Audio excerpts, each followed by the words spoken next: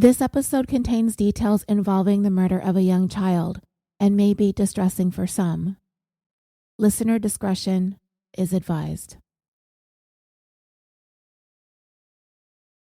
13-month-old Zachary Andrew Turner was left in the care of his mother. And it feels like we've gone over a million reasons why he never should have been, and why we should have never come to know Zachary, and why we should not be sitting here talking about him today. Welcome back to the tale of Losing Andrew, Losing Zachary, a California Dreaming multi-part series. If you haven't listened to parts 1 through 5, pause this here and listen to those first so you're caught up. In part 5, we discussed Zachary's birth and the involvement of Child, Youth, and Family Services in caring for Shirley, Zachary, and Shirley's youngest daughter, and some of the missteps made by CYFS, as well as the beginnings of the Bagby's involvement in Zachary's life. We also discussed why the extradition proceedings have been delayed for so long. In this part 6, it will be our final part. We are going to pick it up from when Shirley's interim release from December 12, 2001, when she was granted bail, was canceled, and she was taken back into custody on November 14, 2002.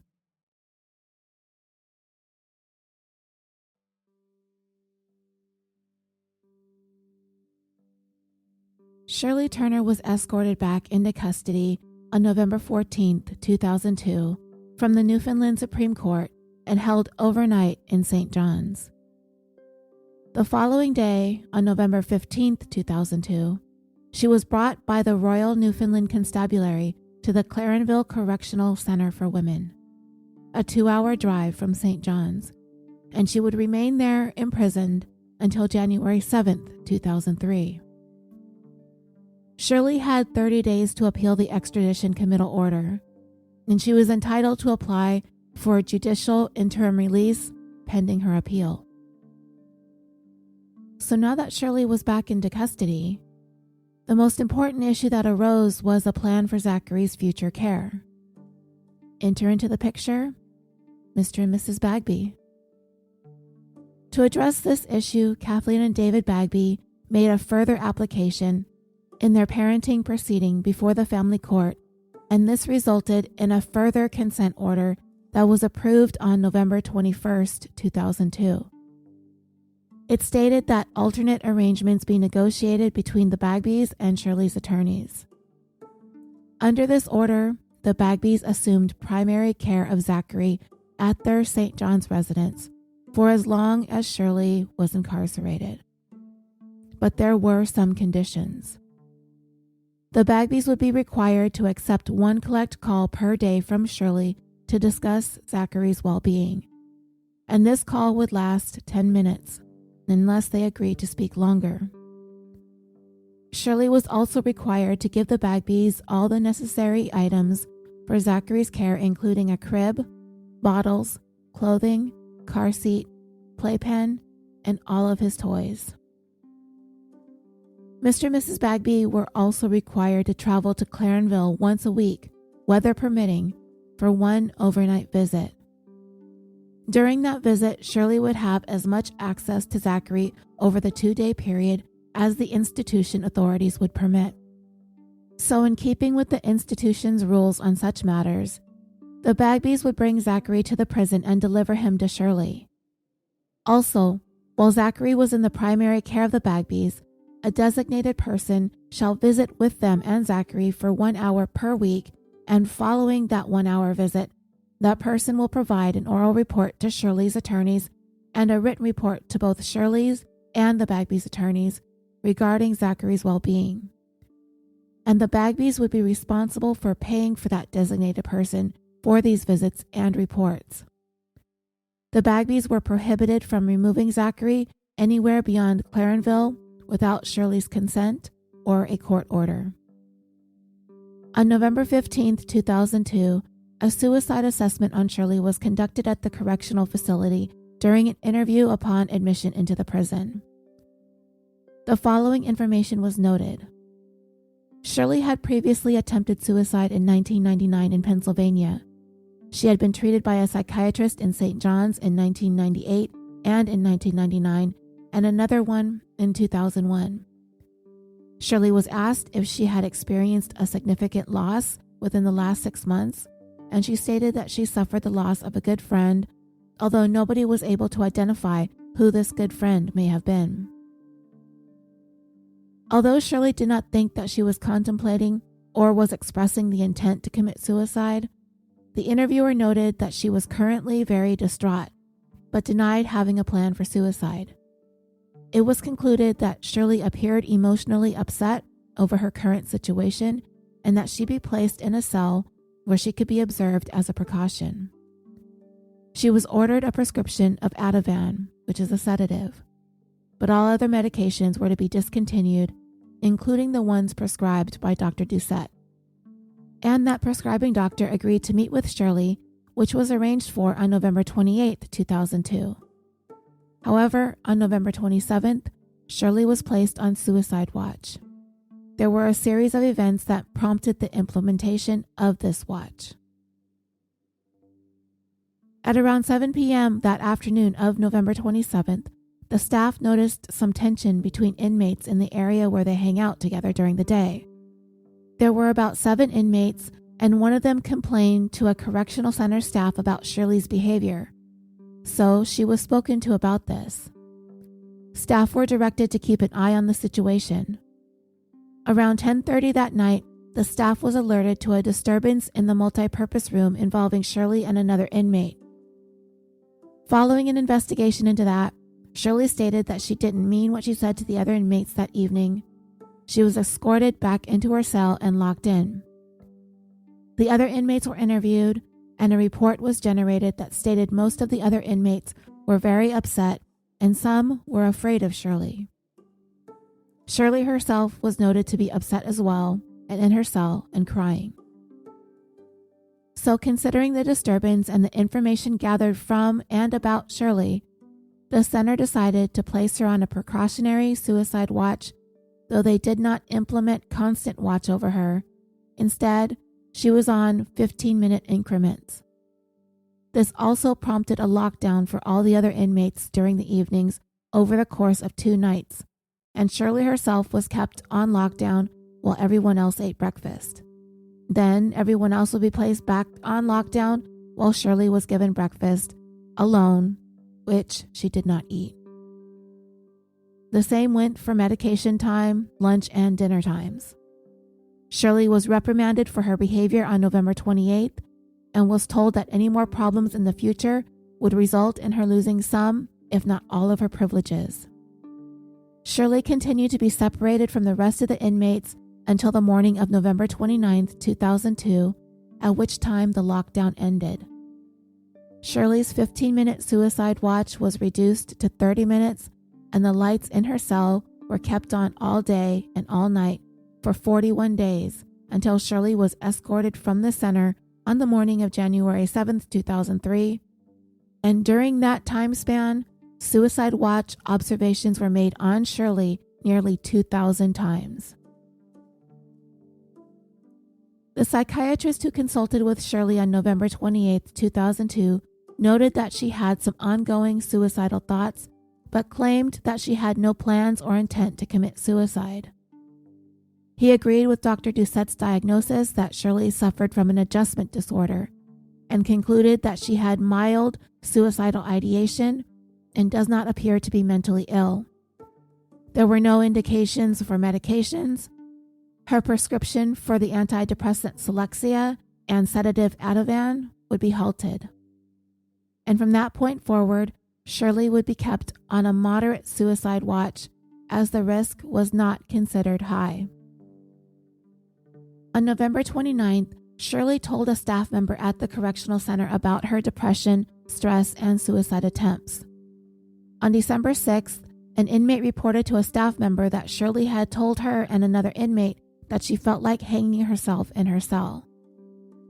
The staff member addressed the concerns of the inmate and reported this, and Shirley did report that she was down at the time and realized that she can come and talk to the staff about it. The staff member also made a note: keep a close watch on her. Another report involving Shirley was made the next day on December 7th. An inmate informed a corrections officer that Shirley threatened to stab her with a fork if she did not stop singing Christmas songs. The inmate did say that maybe she thought Shirley was joking, but agreed to make the staff aware of any further threats like that in the future. Shirley had her one and only counseling session while at the correctional facility on December 13th, 2002. Shirley said she was on suicide watch, but claimed that she wasn't suicidal. She did not have a plan to commit suicide, and she did not have any suicidal ideation, and further stated that she would not commit suicide because of her 4 children. It was noted that Shirley was highly stressed. The counselor did not bring up the criminal charges, but Shirley continued to maintain her innocence in the case.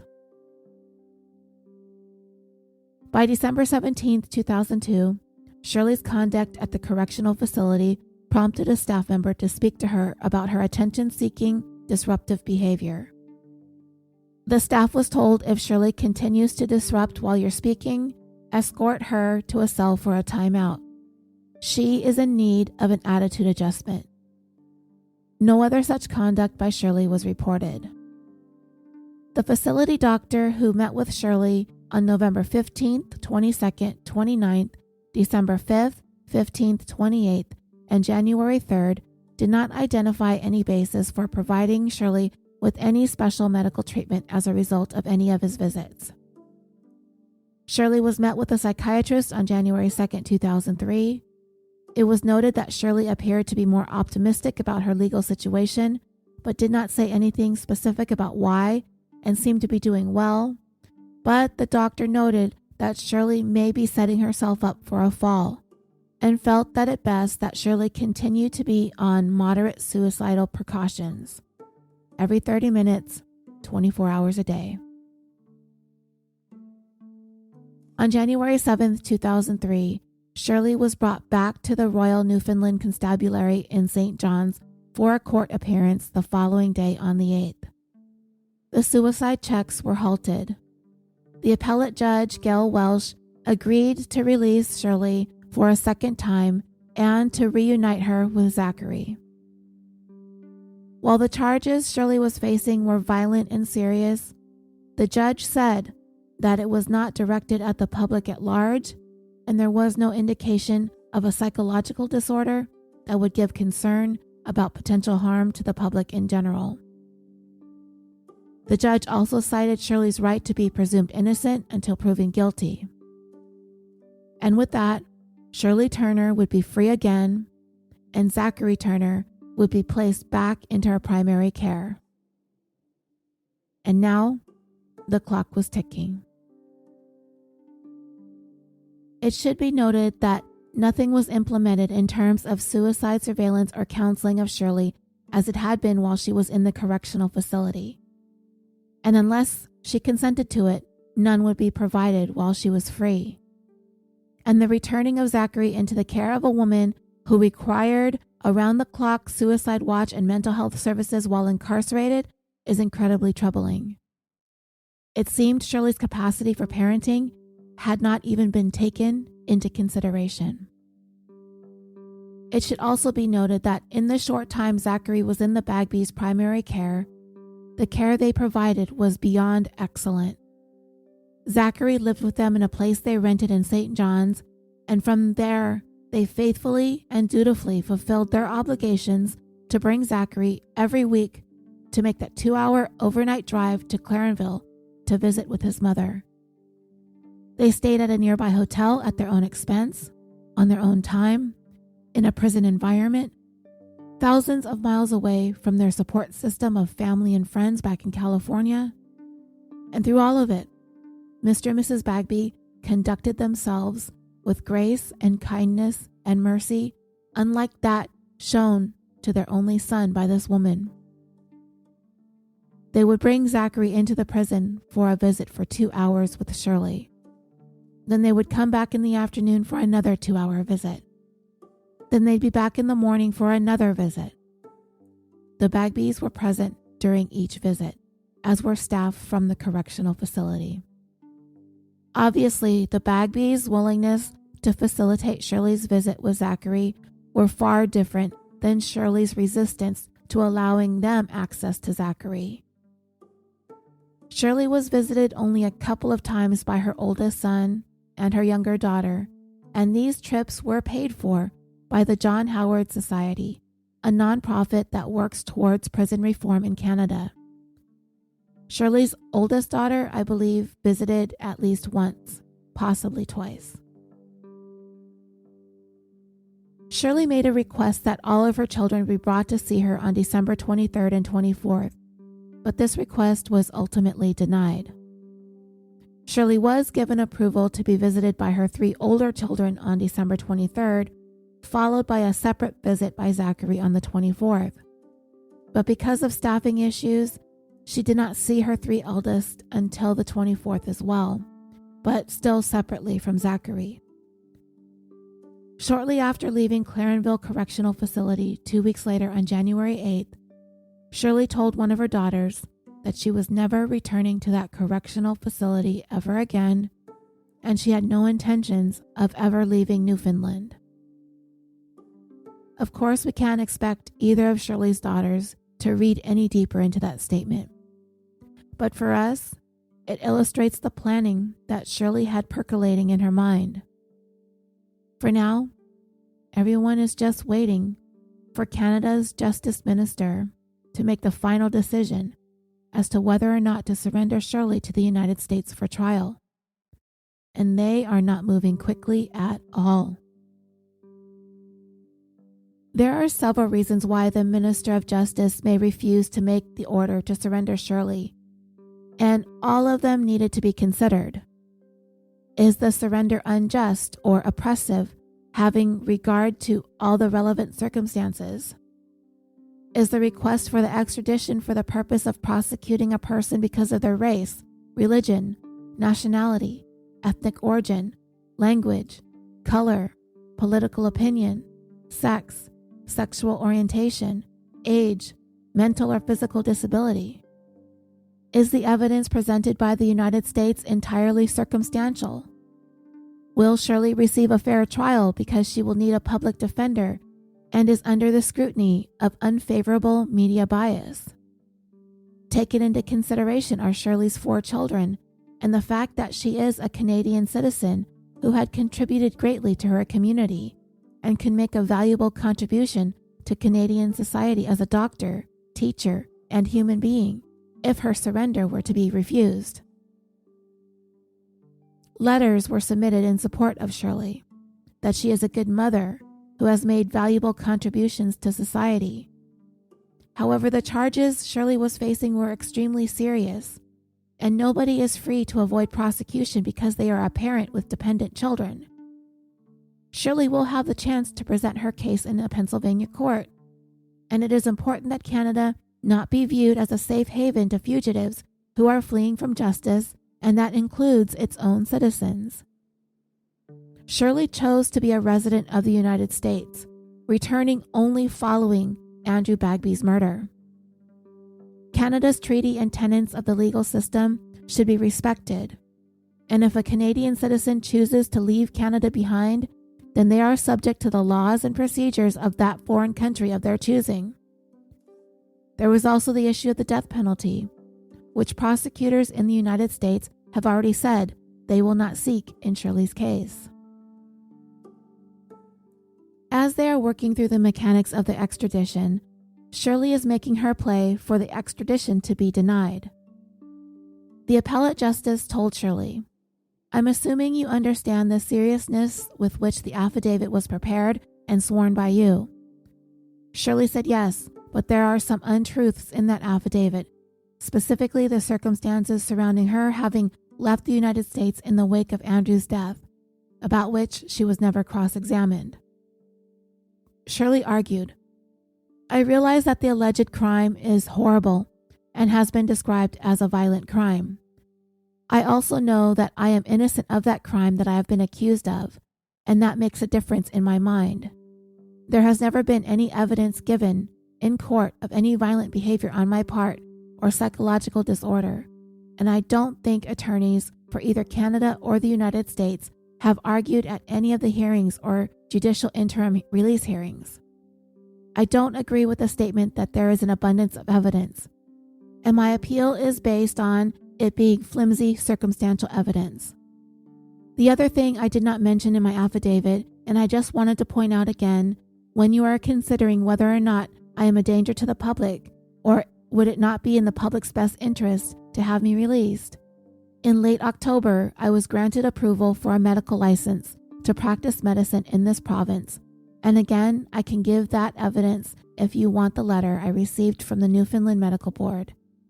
They had a hearing in October.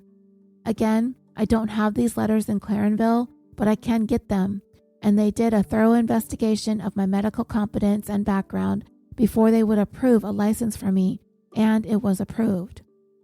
I just had to pay for it, find a job, and start work. And I think that says a lot about whether or not I'm a danger to anybody in the public. Question. So, you're saying that in this past October, you would now be in a position, if you were granted release, to obtain your license? Answer. I hope so. I would have to approach the medical board again, and the wording of their letter did say, based on my legal status as of then.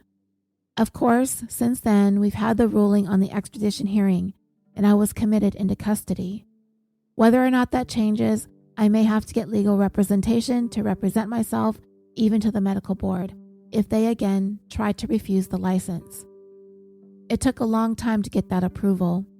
It was from January to October, and a lot of it was due to inaccuracies that were reported in the media about the case that had to be cleared up before I could have my license.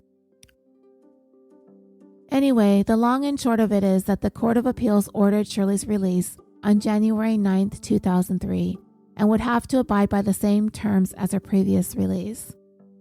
5 sureties were signed for $20,000, one for $10,000, and one for $5,000. In February and March of 2003, Shirley applied for the court to appoint her an attorney, and this was denied. She appealed this and was eventually granted an attorney to be paid for by Canada. Shirley next appeared in court of the appeal on July 9th, 2003. And the next hearing of her extradition appeal was set for September 25th and September 26th of 2003. So as I mentioned, just after Shirley was released on bail for a second time, Mr. and Mrs. Bagby returned Zachary to Shirley's custody on January 10th, 2003, and she resumed primary care of him in St. John's. Another consent order was approved on January 30th, but their access to Zachary was increased this time. The Bagbys were given access to him every 2 weeks as follows. In week 1, from 9 a.m. to noon on Tuesdays, from 1 p.m. to 5 p.m. on Thursdays, and from 7 p.m. Saturday overnight until 2 p.m. on Sunday. Then in week 2, from 1 p.m. to 5 p.m. on Mondays, from 9 a.m. to noon on Wednesdays, and from 1 p.m. to 5 p.m. on Fridays.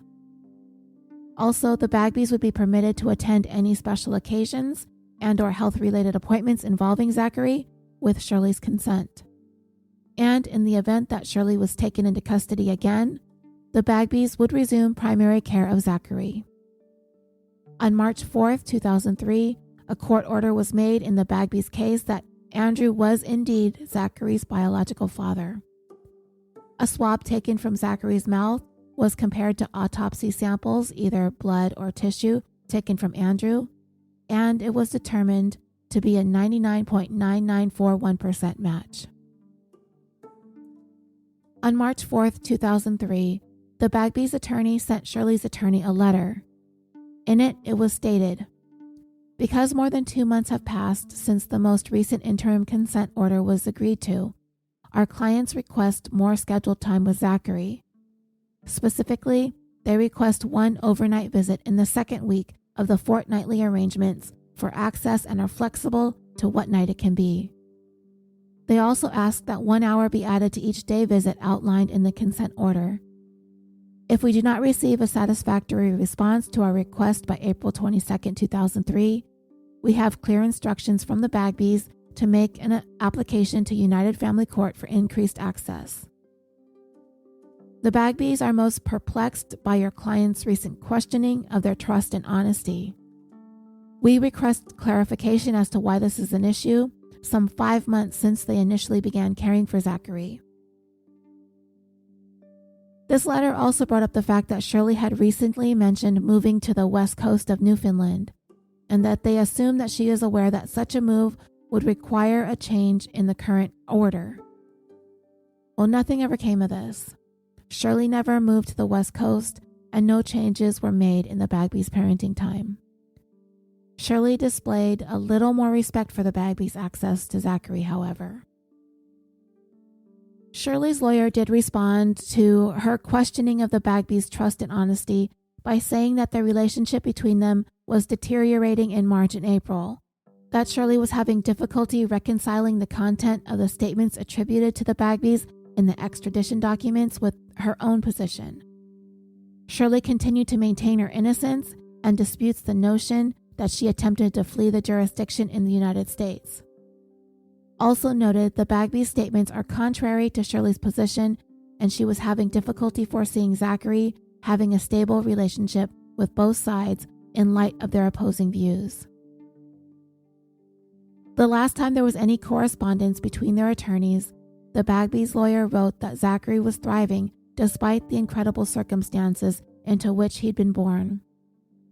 All sides are to be commended for this fact. The Bagbys are confident that Zachary will continue to thrive if he continues to see a stable relationship among his caregivers. So during this time following Shirley's release, from January through June of 2003, Shirley spent much of that time making submissions to, waiting, and worrying about the decision to be made by the Justice Minister whether to extradite her to the United States to face murder charges. Shirley found out on May 22, 2003, that a decision would be made on June 9th. She told a CYFS worker that she intended to appeal that decision if it was unfavorable to her. And on June 9th, 2003, the Justice Minister decided to extradite Shirley to the United States. Following this, Shirley resumed her visits with her psychiatrist, Dr. Doucette. And on July 15, 2003, he prescribed her 30 tablets of lorazepam, a sedative. However, Shirley would not fill that prescription until August 17th of 2003. Shirley's next appointment with Dr. Doucette was scheduled for the following day, August 8th, at 9:30 in the morning. However, she would fail to show up. So backing up a little bit, by Easter of 2003, Shirley's younger daughter was back in St. John living with her.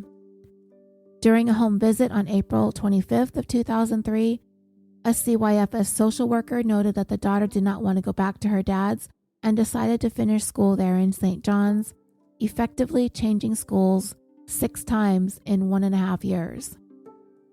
But her stellar grades had slipped, and she was failing 2 classes, where before she had always maintained excellent grades. When it came to Shirley's relationship with the Bagbys, she had agreed to seek counseling with them, as they needed to work on some emotional issues in relation to Andrew's death and how to deal with it as it relates to Zachary, as well as how to meditate possible care and custody issues.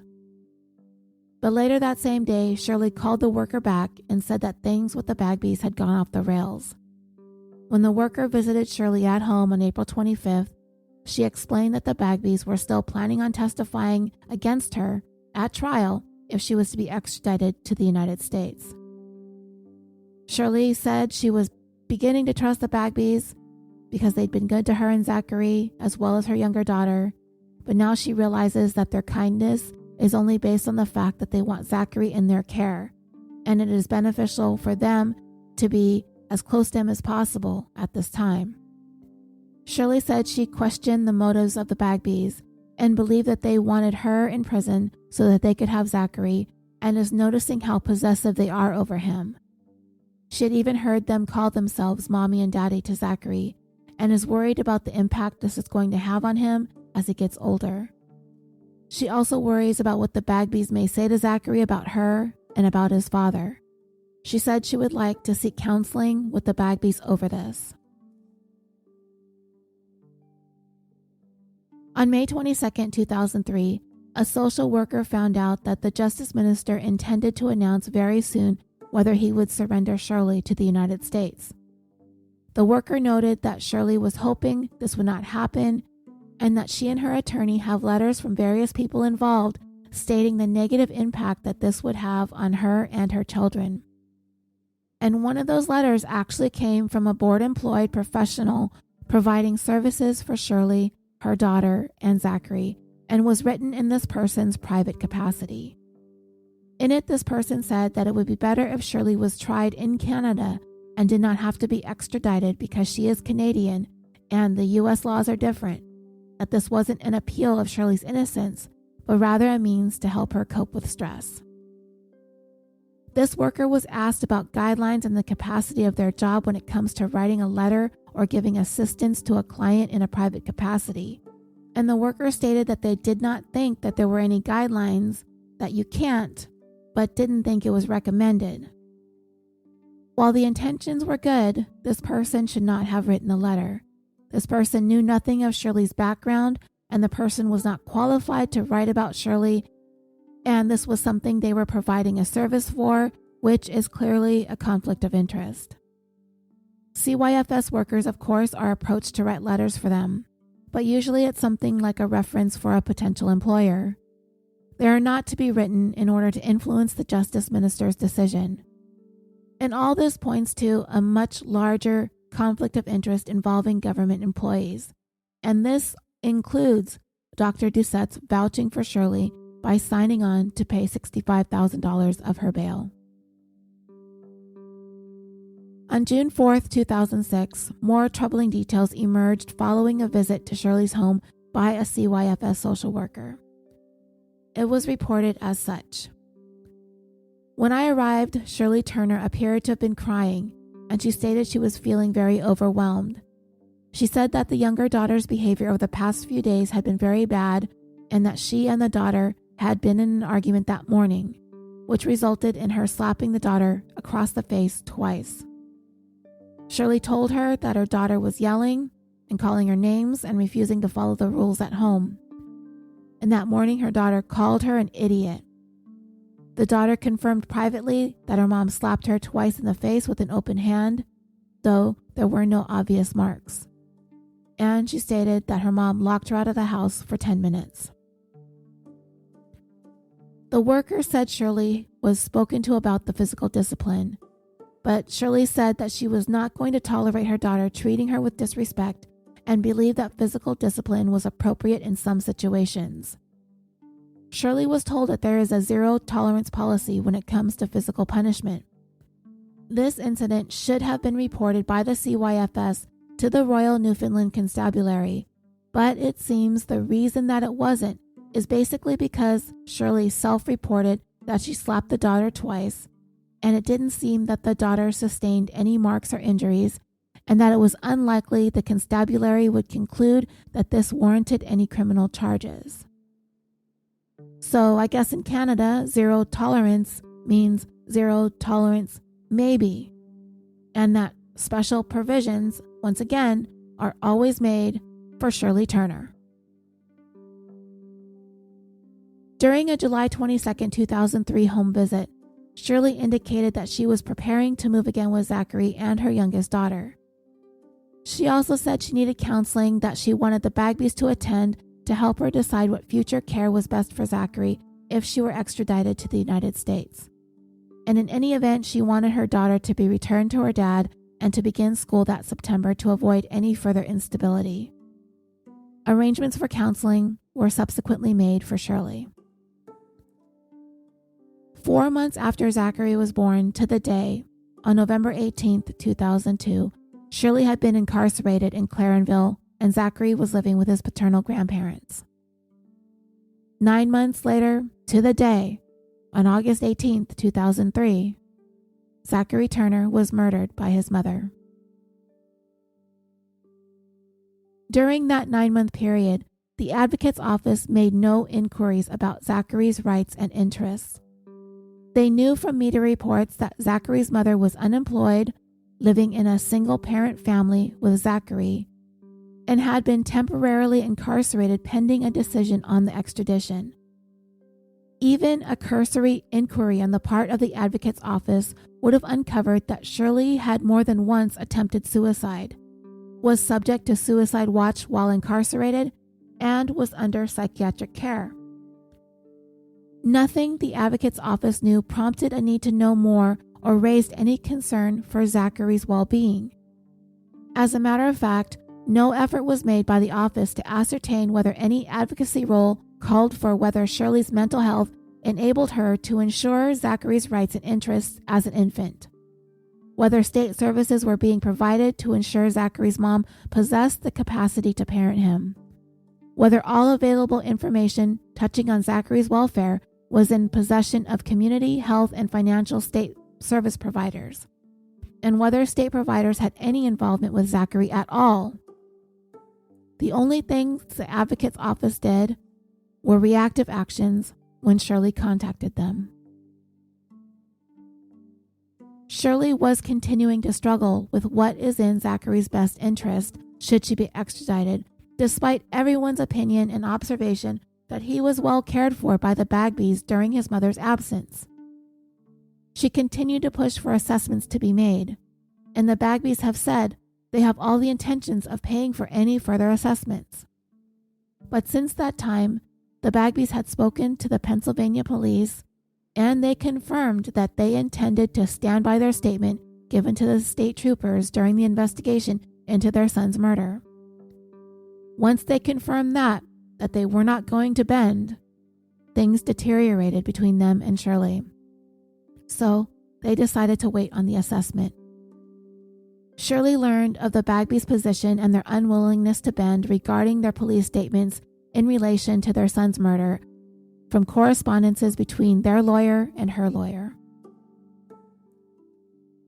So dreamers, I'm assuming that because things always seem to go favorably for Shirley, that she was fairly certain that she'd be able to sweet talk the Bagbys into her good graces to a point where they'd swing their support towards her in order to keep close with Zachary. That was her biggest and best card that she could play. But Shirley was beginning to realize that the Bagbys were not going to back down from their belief that Shirley murdered their son. They trusted the system would do its job, that Shirley would be prosecuted, and Zachary would end up with them regardless.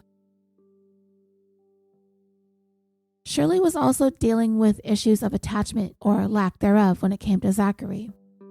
A director in the region of the board's CYFS suggested a person who could address Shirley's questions about attachment issues with Zachary. A person who had considerable experience in dealing with these exact type of problems. There was going to be no more talks about assessment when it came to the Bagbys. But the attachment problems persisted, and on July 7th, 2003, Shirley's child protection worker, in response to a phone call from the advocate's office, indicated that she had started discussions with an attachment counselor at the Janeway Family Center, which provided the services free of charge. She promised to inform the advocate's office of the result. The board finalized the arrangements for Shirley to be seen at the Janeway Family Center and informed the advocate's office accordingly. On July 18, 2003, the advocate's office briefed Shirley on its conversation with the legal aid lawyer and with CYFS, and from there, the advocate's office had no further dealings with Shirley and Zachary. The child protection worker at the board arranged on July 22, 2003, for Dr. Turner to be seen by Janeway Family Services and informed Shirley the following day. They agreed to meet with Shirley the next week.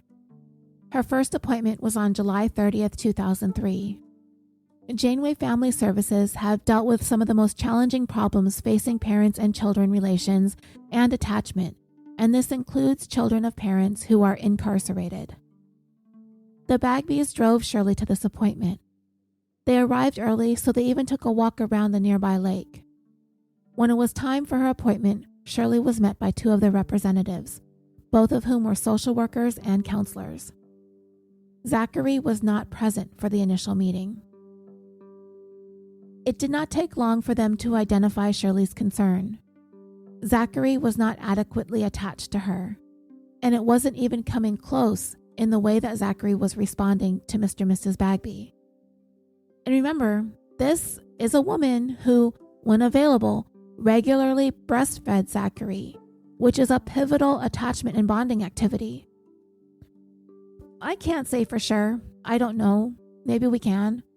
But Zachary knew where the warmth, love, caring, and closeness was with Mr. and Mrs. Bagby. It's not that difficult to bond with infants. I've done it plenty of times in my capacity in working in preschool and as a private nanny. It's a matter of trust. A trust that you're going to meet that baby's needs. Even in 1 year of life, Zachary knew where his physical and emotional needs were going to be met. So although they weren't prepared to make a definitive diagnosis at the initial interview, one possibility they considered, based on their observations and interviews with Shirley, that the bonding between Shirley and Zachary might have been conditional. Shirley's concern about attachment between her and Zachary was based in part on several incidents in which Zachary had demonstrated a preference for the company of persons other than his mother. The largest of witnesses to these incidents were guests at Zachary's first birthday party, which was held at a McDonald's in St. John's on July 21, 2003.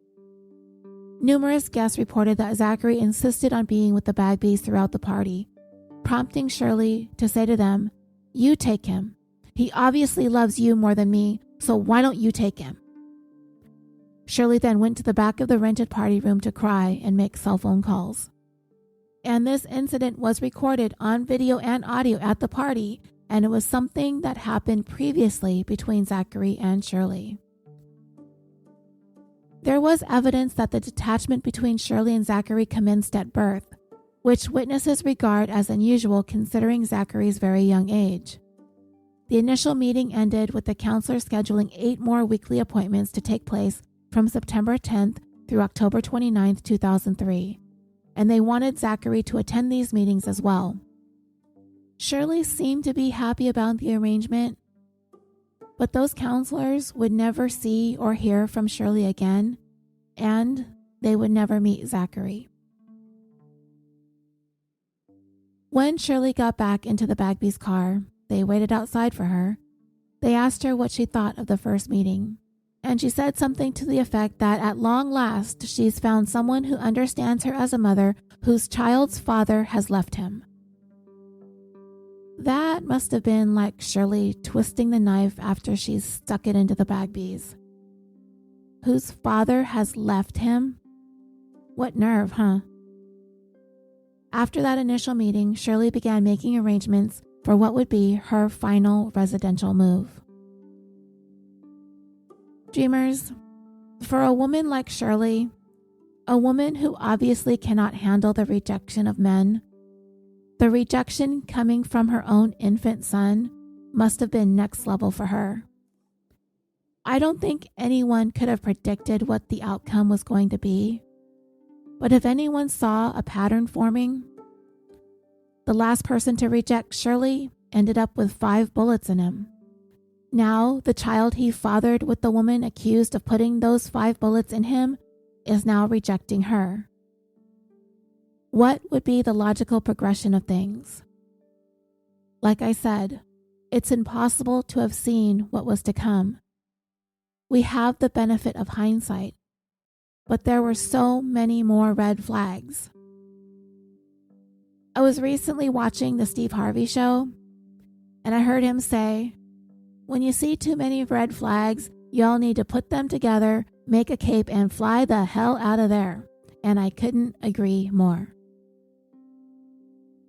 On Zachary's first birthday, July 18th, 2003, Shirley signed a lease with Newfoundland and Labrador Housing Corporation to rent a place on a monthly basis starting on August 1st, 2003, to be occupied by her, her younger daughter, and Zachary.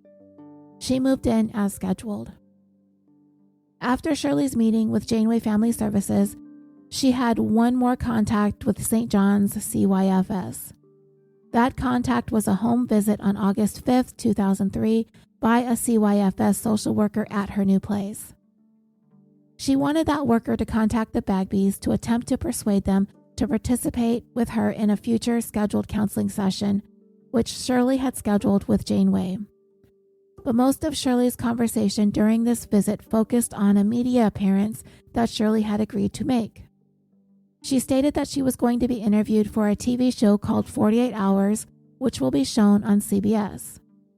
She said the reporter would be coming to Newfoundland to meet with her before the end of August, and they were going to pay for her Pennsylvania attorney to come to Newfoundland as well.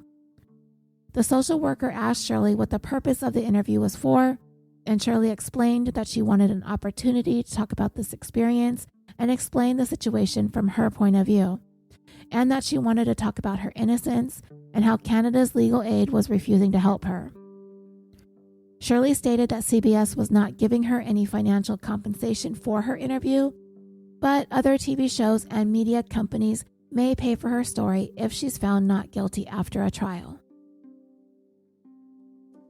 So on the evening of July 24th, 2003, a constable on duty with the Royal Newfoundland Constabulary received a phone call from a young man. The caller did not want to provide his name, nor did he want to make a formal complaint, although he was invited to do so if he wanted. The caller was reporting that a couple of days earlier, he had been sexually intimate with an older woman. But since then, he had learned that she was the woman who was in fact charged with Andrew Bagby's murder in the Commonwealth of Pennsylvania. As a result, he decided he did not want to have any more contact with her. But he reported to the constable that he could not get rid of her. He said the woman, who he identified as Shirley Turner, was persisting in efforts by calling his phone repeatedly and trying to make contact with him. The constable advised him to keep a record of Shirley's behavior in relation to him, so if he wanted to make a criminal harassment complaint against her in the future, he would have that. The young man was further advised that if he decided to make a complaint, that he should contact the constabulary members that were handling the extradition files on Shirley's case. The caller thanked the constable and ended the call. If this man would have formally filed the harassment complaint against Shirley, the offense would have most likely amounted to a violation of the conditions of Shirley's January 2003 interim release that stated she keep the peace and be of good behavior. It would have provided the grounds for arresting Shirley and charging her with breaching her release conditions, and it would have had her remanded into custody for an order to forfeit her release. But none of these steps were taken because the caller did not want to identify himself, nor did he want to file a complaint. Therefore, there was no basis upon which to launch an investigation on the part of the constabulary. The caller met Shirley on July 4th, 2003 at a bar in St. John's. And for the remainder of this episode, this man is going to be referred to as the man that Shirley had dated, the man that Shirley had harassed. I don't have his name. He's just the man. So they talked, danced, and they exchanged phone numbers.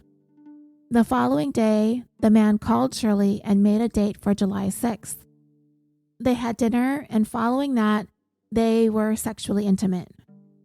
They had a second date during the week of July 7th, but this was apparently at Shirley's urging, and the young man went along reluctantly. They were intimate again, but then he informed Shirley that he wanted to no longer be engaged in this sexual relationship. He said he thought it would be best that they were friends, but nothing more than that. And at the time, in the moment, Shirley seemed okay with that. But after the second date, Shirley continued the habit that she had already established by calling this man repeatedly. From July until August, for about a month, Shirley called this man about 200 times. And some of these calls were made at very early morning hours. Some of the calls she hung up. Some resulted in conversations that witnesses had said that were with the man when he took these calls caused him to become upset and irritated, and that during some of these calls, he would yell at her to stop calling. A co-worker of this man said that he was at his wit's end with Shirley's calls. During some of them, Shirley would deny killing Andrew Bagby and alleged it was he that was obsessed with her. He was the one who called her hundreds of times, not the other way around. She told the man that she did not think of Andrew as an intimate partner. They weren't in a relationship, that he was just her friend. And she didn't know who killed him. After this man had made that phone call to the constable on July 24th, Shirley's calls didn't stop. If he told Shirley that he called the constable, he couldn't remember whether he told her or not, but he did tell her that he really didn't want to have anything to do with her anymore and that she was acting irrationally. But Shirley, always at the ready with a curveball, told him that she had a reason that she was calling. That since he ended their sexual relationship, she's found out that she's pregnant. In a follow-up phone call, Shirley told this man that she had an appointment to obtain an abortion and she wanted to discuss this abortion with him. At around 3 p.m. on August 12, 2003, Shirley called this man again and told him that her abortion clinic appointment was set for later that day. Then she proceeded to call him an effing immature asshole because he refused to meet with her to make plans for their expected child. An hour later, she called again, but he did not pick up the phone. She left a voicemail message that said, "You're so effing immature, acting this way, grow up and be an effing man." Well, the man decided that he needed to take some drastic actions. On that same day, August 12th, around 4:30, he called the constable back again. This time, the call was received by the constable of the Major Crimes Unit. But again, he did not identify himself, and the constable noted that the call included the following information. He had recently stopped a relationship with Shirley Turner. And since that happened, he has been incessantly harassed by Shirley with phone calls in an attempt to rekindle their relationship. He said that Shirley has informed him that she was pregnant and the child was his and was threatening to have an abortion. The caller was told that they would contact Shirley's attorney, Randy Piercy, about his complaint. The constable called Randy Piercy and he agreed to talk to Shirley. But still, without this man giving his name or officially filing a complaint, the constable would not be able to open a file or launch an investigation. Shirley's attorney contacted her that day and told her about the call that he received from the constable regarding her harassing phone calls. Shirley denied doing any of it. She denied being pregnant, and she said she was concerned that because this was happening, that someone was trying to get her in trouble. This would be the very last conversation Randy Piercy would ever have with his client, Shirley Turner. In an August 13th entry in her diary, Shirley referred to this man that we've been discussing, telling her that he was considering calling the police about her calls, that she had received a phone call from her attorney, and that she believed that this man was responsible for the police taking action against her, and these would be the last entries that Shirley would make in her diaries. But Shirley's calls to this young man did not stop. They persisted. On August 13th, at around 2 a.m, Shirley called the man and told him that she went to her appointment at the abortion clinic, but found out that she had already miscarried. She asked him to meet with her to discuss what occurred at the hospital. She told him that she received a call from her attorney, which he told her about the calls that he had received from the constable. The man called the constable back again and reported that Shirley was still calling him, but he still did not identify himself. He still did not want to file a complaint. The calls continued to the man on August 14th and 15th. During those calls, Shirley told him that she may in fact still be pregnant as a result of receiving an ultrasound, and she wanted to meet with him to talk about it. He asked that if she had any information that she wanted to convey to him about this pregnancy, that he wanted it communicated to him through her attorney. He told her that he was not going to run away from her or turn his back on this, that he would contribute financially to the support of this child. If she were extradited to Pennsylvania, then he would take over custody as well. The man never heard from Shirley's attorney, but he did continue to hear from Shirley herself. During the period of August 11th through the 15th, Shirley traveled with Zachary to see her eldest son in Corner Brook. It wasn't often that she came to see him, and it would be the last time that they would see one another. On August 15th, Shirley spoke to one of her two brothers over the phone. This brother would later report that during the call that Shirley gave no sign of being depressed or suicidal. On August 16th, 2003, Shirley and Zachary went swimming at Bowring Park. The Bagbys went along with them. They provided the transportation for the outing. And they, too, did not see anything unusual about Shirley's demeanor. Kathleen and David Bagby would drive Shirley and Zachary back home, dropping them off at about 4:45 that afternoon. They would never see Shirley or Zachary alive again. Meanwhile, the man that Shirley had been harassing started a new relationship with a younger woman. This relationship was with a 27-year-old woman, and it began on August 15th, and this was also a day that he received the most recent phone calls from Shirley. On Saturday, August 16th, the man went out on a date with this new girlfriend, and it started around 6:30 p.m. They hung out and went to a party until about 5:30 on Sunday morning, August 17th. He drove his new girlfriend home at about 10:30 that morning. He went back to his place and went to bed until about 2 that afternoon. On Sunday, August 17th, just before 5 p.m. that same afternoon, the man called his new girlfriend, and then he went to go get her, and they hung out at his house. They walked on a beach nearby, and then they came back to his house. They had some barbecue, and then took in a movie. He mentioned to her during this date that there was a woman named Shirley Turner who was obsessed with him. Sometime between 1 and 1:30 in the morning on Monday, August 18th, he brought his girlfriend home and came back to his place. He put some clothes in the laundry and went to bed for the night.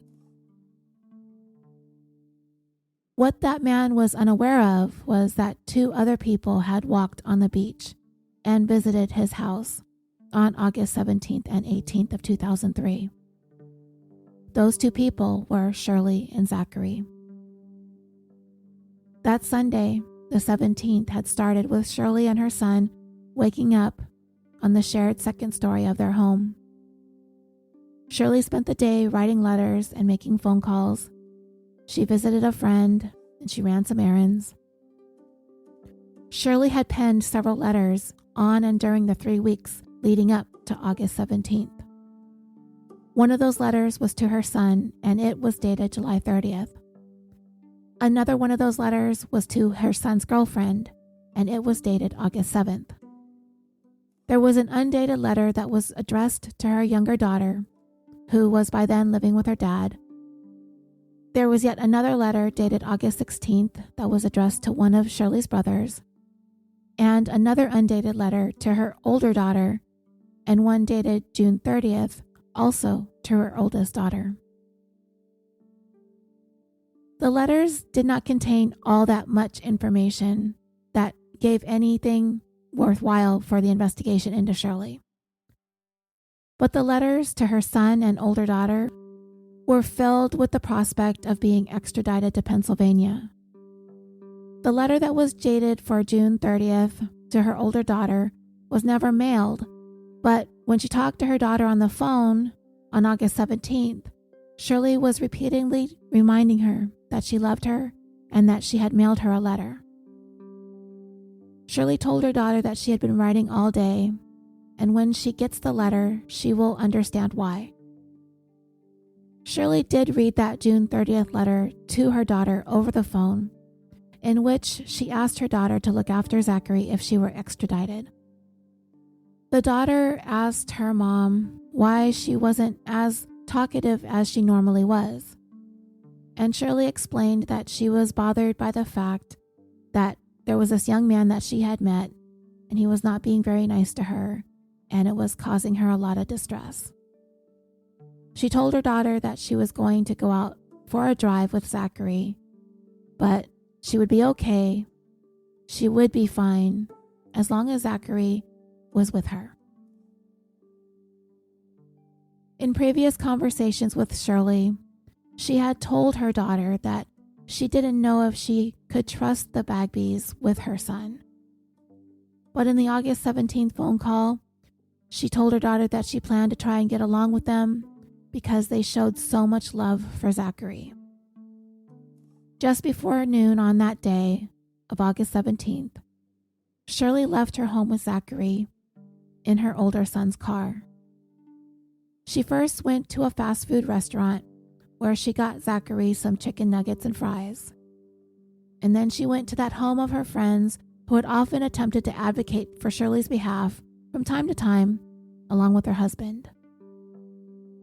Shirley's visit was unexpected, but her friend had said that was the way Shirley was. Shirley had a lot to talk about, which was also not unusual. The thing that was different was that she was driving her son's car. Her son was often leery of allowing his mother to use his vehicle because she didn't have a driver's license in Newfoundland. She told her friends that she just had to get out of the house for a little bit because her son's pets were bothering her. She said she was headed to fill that prescription for Ativan. She mentioned that she was given 30 pills and was instructed to take 2 a day, but she was going to try to get by on taking 1 a day. She said that she was headed to pick up a child tax credit check, which she was going to spend in Corner Brook the following day. She said that the Bagbys were going to take her and Zachary shopping, and she wondered if she should take time to visit her mother, who also lived in Corner Brook, and it had been about a year since she had seen her. But that wasn't true because Shirley had just recently visited her mom. Shirley let her friends know that the Bagbys were a big part of her life, and they were taking her every place that she wanted and needed to go, and they were doing whatever they could to make the stress of all of this easier on her so she would be able to care for Zachary as best she could. She told him that the young man she met at the bar knew of information that had not been published. The couple encouraged Shirley to spend the afternoon with them, but she turned that offer down, and then she suggested that Shirley go and visit their daughter later in the day, and Shirley said that she might just go ahead and do that, but she never did. Shirley also told them that her attorney in Pittsburgh, Tony Mariani, was working with a team in the United States to come to Newfoundland to do a stay on Shirley, which is an application to stay the criminal charges for which Pennsylvania was seeking to have her extradited back to the United States for trial for. During this conversation that they were having, and throughout that unexpected visit, the couple said that they did not see any signs that Shirley was depressed. She didn't seem any different than any other time that they had visited with her, and they felt comfortable with letting Shirley leave that day. But Shirley Turner did have a concern, and it was a major concern that she often discussed with this couple and with others, but she didn't bring it up on that particular Sunday, the 17th of August. And that major concern that had been plaguing Shirley since the day Zachary was born was where he was going to go if she were to be extradited. And at the root of this concern was if the Bagbys took over custody of Zachary.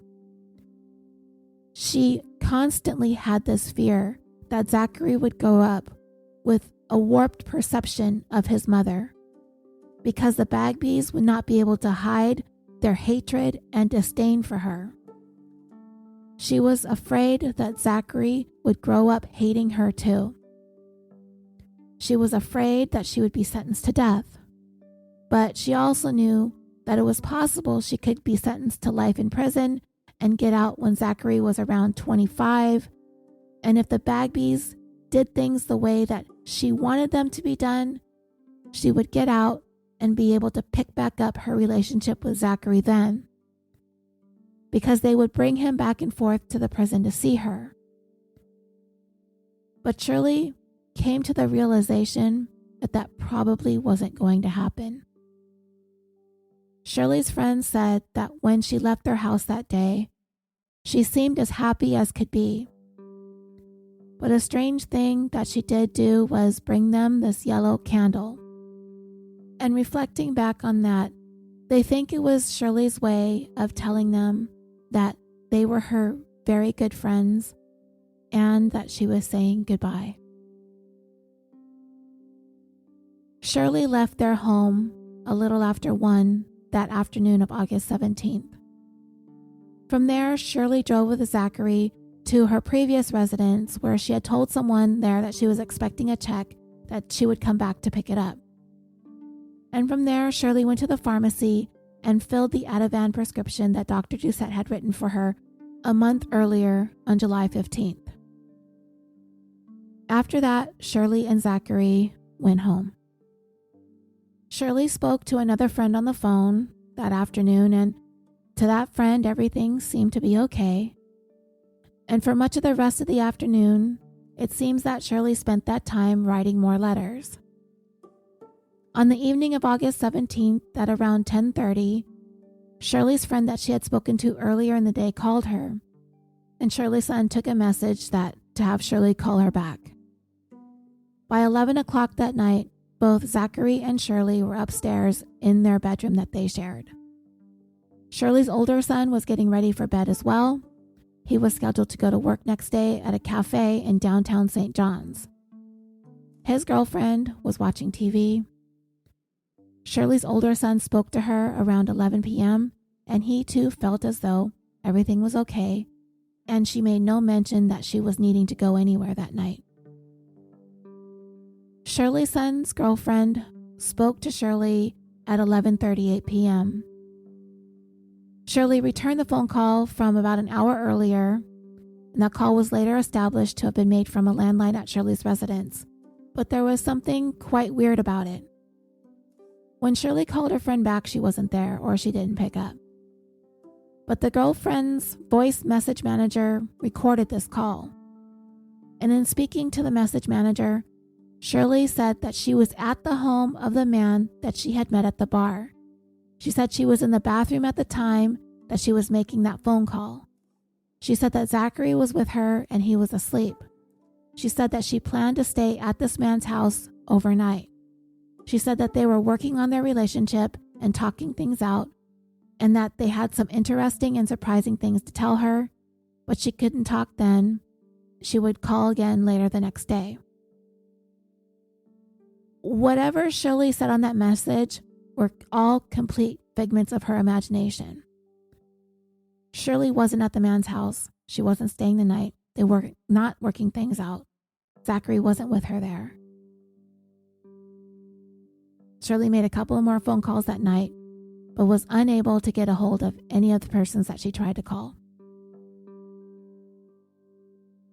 At around 11:30 p.m., Shirley's son was getting ready for bed when he heard his car leave the driveway.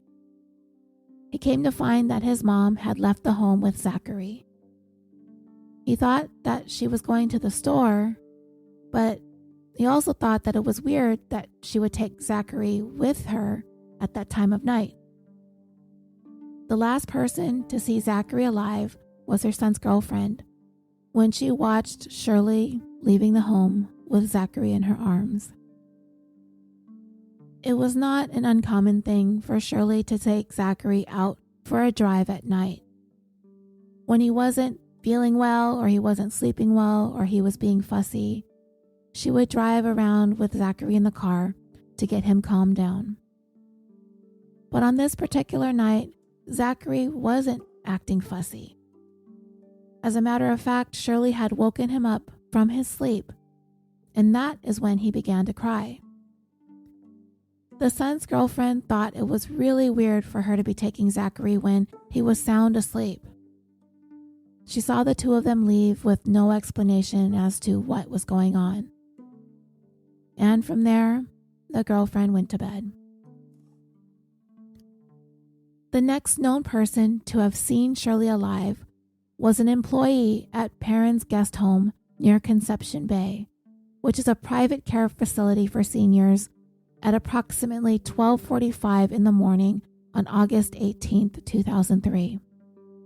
This drive is about 40 kilometers or 25 miles from Shirley's home. An employee was on the outdoor balcony of Perrin's guest home when she observed a green Ford Tempo or a Topaz, possibly blue, something similar to that, drive past the care facility and pulled into a driveway to turn around. The car came back towards the facility and pulled into their driveway. The employee stood up, and the lady in the car asked her for direction to Joe's Road or Jobs Road off of Fagan's Road. Where is that located? The employee gave the woman driving directions, but she also asked who it was that she knew on Fagan's Road. The woman in the car, which was Shirley, told the employee that she was looking for a man that she had met in the bar. The employee asked Shirley where he lived up there, and she mentioned the name of the homeowner, and the employee was able to give Shirley directions to that house. The driver of the vehicle kept glancing into her back seat, and the witness did see a baby car seat back there, but she did not see anybody else in the car. After this witness gave Shirley the directions, Shirley thanked her, pulled out of the driveway, and drove away. The employee did not know who that woman was that she gave directions to, but it was later, when she was watching the news, that she realized who it was. Sometime in the very early morning of Monday, August 18th, 2003, the man that Shirley had previously dated and harassed subsequently with incessant phone calls received one more call from her. Shirley made that call after the man had gone to take his new girlfriend home, so nobody answered, and Shirley left a voicemail message.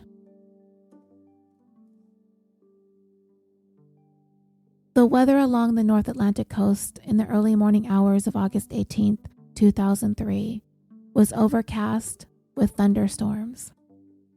There would be a break from the storms, and the rain would resume later on in the morning, along with the haze and fog.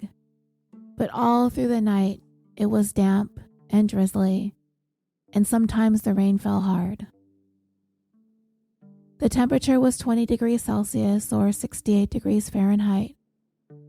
It was mild, it was rainy, with a wind coming in from the southwest. And along this beautiful coastline of Newfoundland is a dirt road, which had once been a part of their railway. There is farmland to the right and nothing but vast ocean to the left. Where the road meets the ocean, the land slopes at angles of 45 to 60 degrees down towards the water. The terrain is treacherous. Only the most fearless and the most able and the most agile are able to maneuver along the sloping coastline, especially under the cover of darkness and rain. The distance from the end of the road via the walk path to the ocean and then east along the coastal road is less than a kilometer. Dreamers, nobody is attempting to make this trek in the middle of the night with absolutely no light, either natural or man-made, on an overcast evening with heavy intermittent rains. These were the conditions of the early morning hours of August 18th, 2003. Dr. Shirley Turner was headed there. She drove back along Conception Bay Highway headed west. She drove past the entrance to the access road to her left and went a short distance to Fagan's Road on her right. She eventually reached Jobs Road, the place that she'd been asking directions for. The time was approximately 1:30 in the morning. Nobody can be truly certain of what Shirley actually did, but the best guess is that she drove from the area of the house of the man that she met at that bar back in July, along Jobs Road to Pine Tree Road, and traveled along there until she reached the intersection of Conception Bay Highway. There, she stopped near the parking lot of Hickey's ambulance service, which faced Pine Tree Road. The parking lot is tucked behind Hickey's funeral home, which I thought was a pretty good 2-for-1, right? An ambulance company plus funeral home. Convenient, I guess. So the funeral home is right on the intersection of Conception Bay Highway and Pine Tree Road. Shirley got out of the car with the photograph in her hand. She walked over to one of the parked ambulances and placed the photo between the rear door and the door frame. The man she'd been after was an employee of the ambulance company. The photo would be discovered 6 days later when it was taken to a nearby shop to be serviced. Shirley then retraced her route from the Hickey's ambulance service along Pine Tree Road to the end of the road and made a right onto Jobs Road. She pulled off to the right about 100 yards, and from her vantage point, sitting in the driver's seat of her son's car, Shirley could see through a patch of shrubs and trees the front door of that man's apartment. The man that she had wanted so badly. As she parked, the front passenger side tire slipped over the edge of the road and into a small embankment. There was evidence that Shirley tried but was unable to get her vehicle's tire out from being stuck. She was trapped. Next, Shirley walked onto the driveway of this man's residence. Underneath his vehicle, which was parked next to his ambulance, Shirley placed 2 photographs. One was of herself and Zachary, and one was of herself in a minimal amount of attire. And next to those 2 pictures, Shirley placed a used tampon. One of the theories as to the reason Shirley did this was a futile attempt to try and frame the man for hers and Zachary's deaths. Dreamers, it's going to get really tough here as we get into Shirley's final acts. I've been warning you throughout these 6 episodes, and now we're getting to it. It is believed that Shirley used a formula bottle that she had with her in Zachary's baby bag, and she used it and mixed in some, if not most, of the Ativan tablets that she had obtained the day before. Shirley placed the keys to the vehicle and the keys to her home in Zachary's baby bag and left those items on the front seat. She picked up Zachary, and the 2 of them exited the vehicle one last time. Shirley locked the doors behind her. Through the wind, heavy rain, thunderstorms, haze, and fog, Shirley walked into the night with Zachary in her arms. She headed west along Jobs Road, where the road meets the low path. She headed north along the path to the coastal road. She then headed east along the coastal road beside the ocean to Foxtrot Marina. Trudging through this terrain, in this kind of weather was not easy for either Shirley or Zachary. Shirley had been wearing high-heeled platform shoes. She is believed to have been walking from anywhere between a half hour to an hour and a half, sometime between 1:30 in the morning and 3 a.m., carrying 1 year and 1 month old Zachary with her. What could have been going on in her mind as she made this forlorn journey, Zachary cradled in her arms? Was she waiting for the Ativan to take over Zachary's little body? Was she looking for a good place to end this walk, to end this life?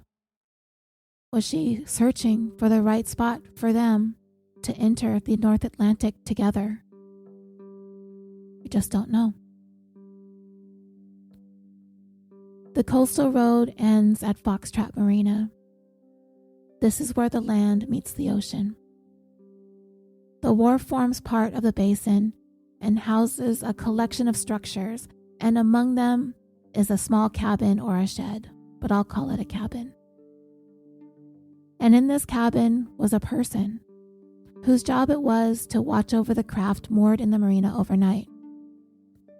His shift had started on Sunday, August 17, 2003 at 10:45 p.m., and it was scheduled to end at 4 a.m. on Monday, August 18th.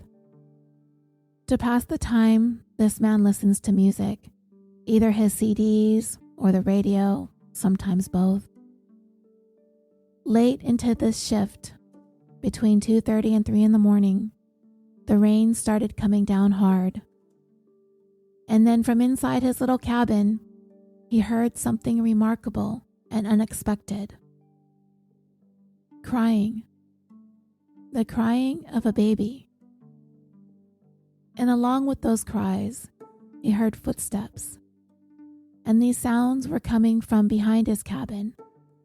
But the back of his cabin did not have windows through which to peer. He said if the sounds had come from outside in front of the cabin, he would have been able to see what was out the front window.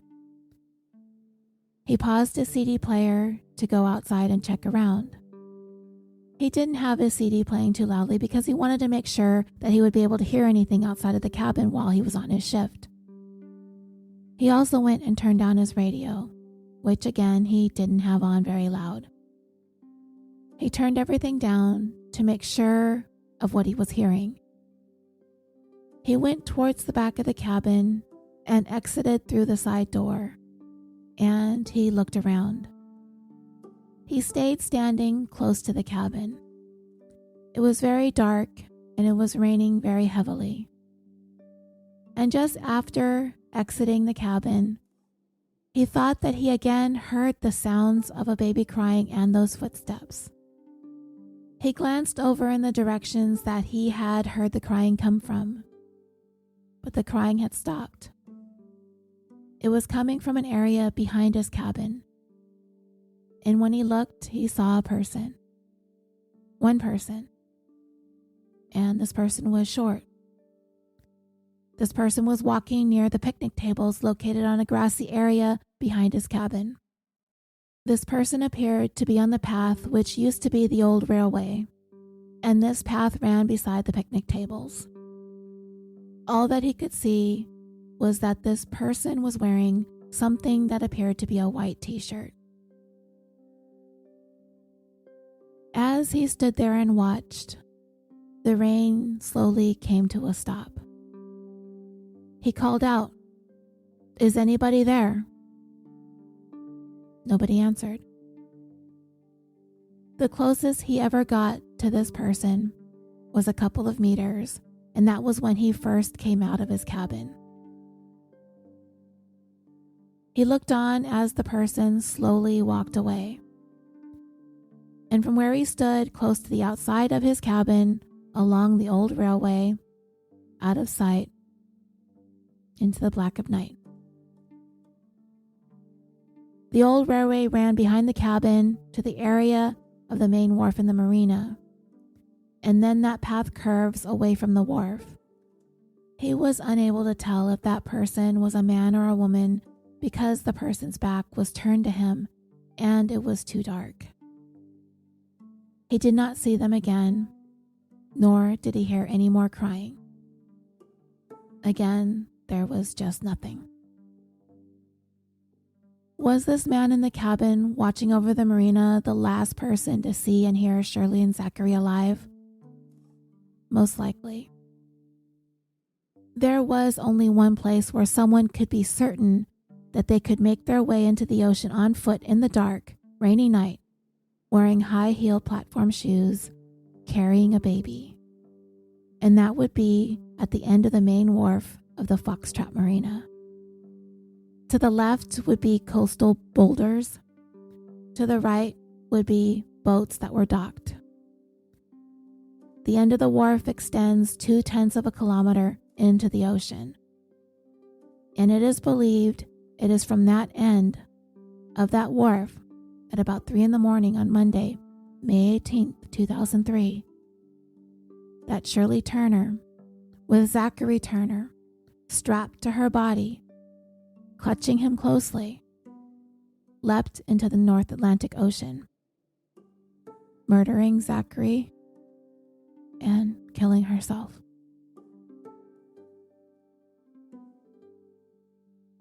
The media reported that Shirley walked into the ocean cradling Zachary, but based on the lack of injuries to her legs and ankles, it is most likely that she jumped, and the likely place would have been off the wharf.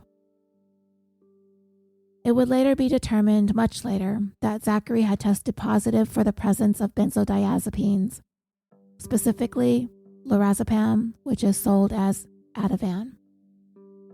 This was the prescription that Shirley had picked up the day before she murdered Zachary. This was the prescription that Dr. Doucette had written for her. The amount that was given to Zachary was not enough to be fatal, as his cause of death was found to be drowning. And it was determined based on the levels of Ativan found in Zachary's system, as well as the lack of evidence of any physical violence inflicted upon him, that Zachary, thankfully, at least, did not suffer when he died.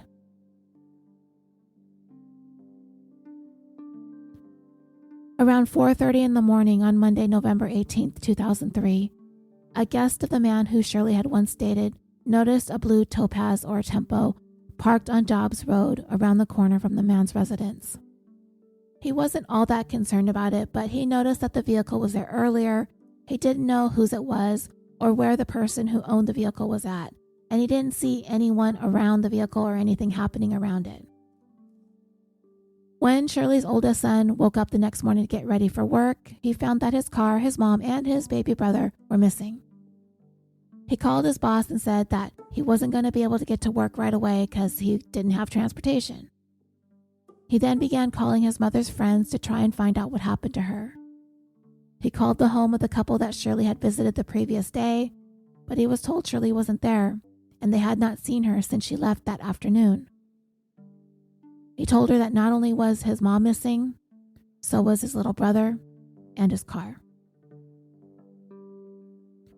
Meanwhile, back on Jobs Road, sometime between 7:30 and 8 in the morning, the man that Shirley had been dating went to work in his ambulance. As he drove along, he noticed the car on the side of the road with the wheel stuck in the ditch. He did not think anything of the car. He did not know it was associated with Shirley. He'd never seen her driving it, nor did he even know that she drove. Then, at around 8:15, a man who lived along Jobs Road also noticed the car, which was across the street from his house, and it was partially off the road. He and his wife said that they believed that they'd seen the vehicle in the area on a couple of earlier occasions and that it was a woman that was driving it.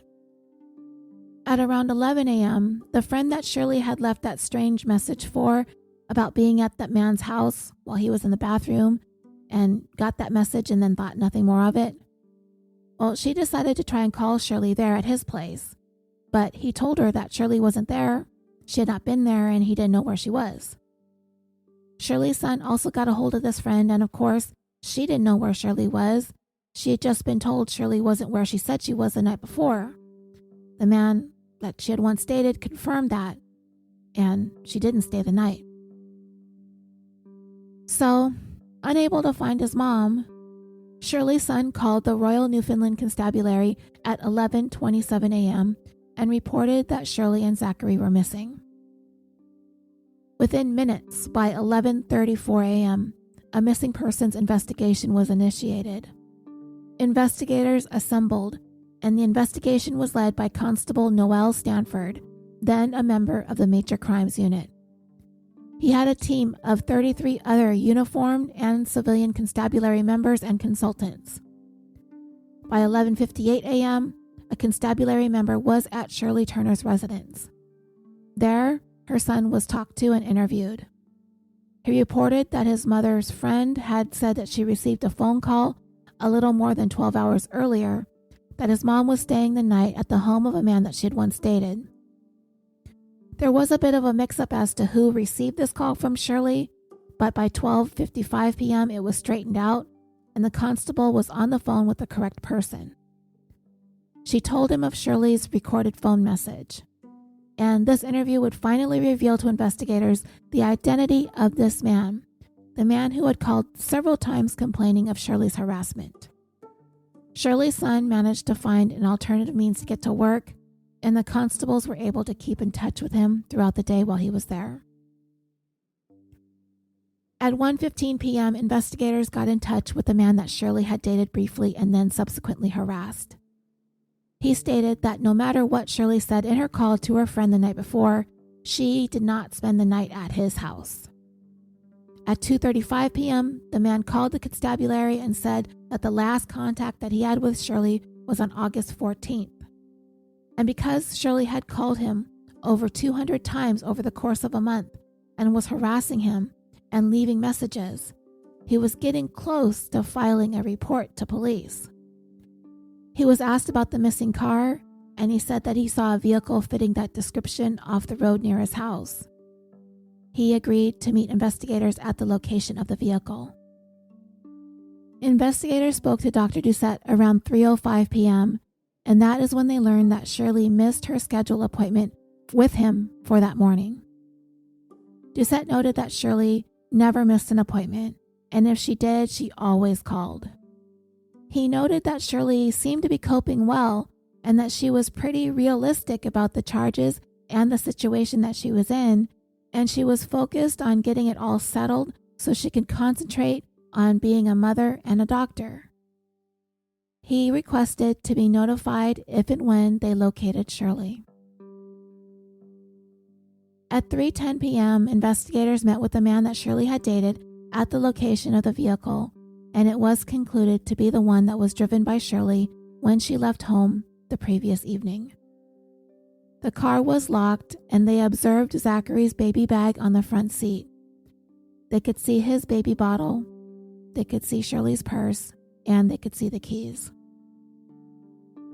About 35 minutes later, when this man left his home again, and this time he took his personal vehicle, leaving behind his ambulance, and that is when they found the 2 pictures and the used tampon that Shirley had placed there the night before.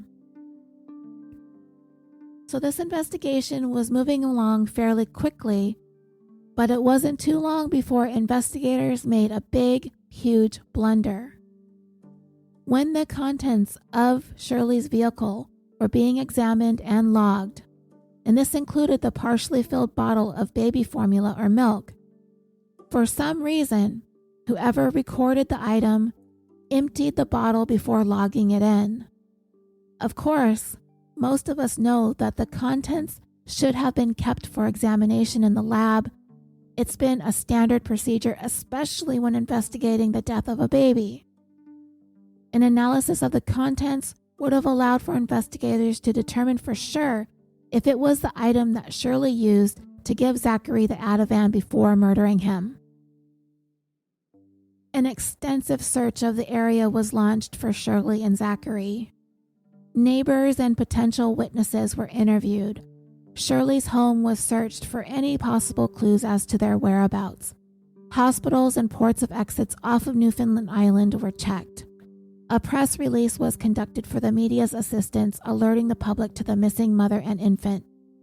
Relatives and acquaintances of Shirley's throughout Canada were talked to. Canines were brought in to conduct a search leading away from the vehicle. A ground search unit was deployed. The Canadian Coast Guard was requested to search the waters nearby.